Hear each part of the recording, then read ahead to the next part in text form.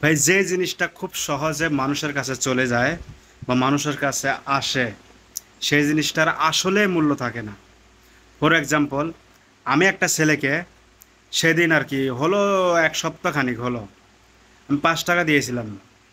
বললাম, তুই এটা নে, কিছু খাস, এটা নিয়ে কিছু একটা কিনে খেয়ে নিস। সেই ছেলেটা করলো কি, 5 টাকা দিয়ে কিছু খাবার জিনিস কিনেছে। কিনে নেওয়ার পর সে তার যতজন বন্ধু ছিল তার সঙ্গে সেই খাবারটা ভাগাভাগি করে খেয়ে নিল।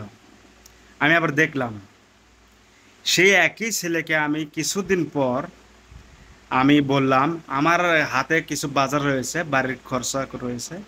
আমি তাকে বললাম যে তুই এই বাজারটা আমার বাড়িতে দিয়ে আয়, আমি 5 টাকা দিয়ে দেবো। সেই ছেলেটা চলে গেল, ভালো মনের মানুষ ছিল। সেই ছেলেটা চলে গেল, বাড়িতে আমার বাজারটাও দিয়ে আসলো। ঠিক আছে, সবই ঠিকঠাক। তারপর আমি 5 টাকাটা আমি ওর হাতে দিয়ে দিলাম। বললাম, তুই এই টাকাটা লে আর কিছু খেয়ে নিস, তোর বন্ধু বান্ধবের সঙ্গে খেয়ে নিস। সেই ছেলেটা বলল, আমি এই 5 টাকা দিয়ে আমি অন্য দিন অন্য কোথাও খরচ করব। আমি বললাম, কেন?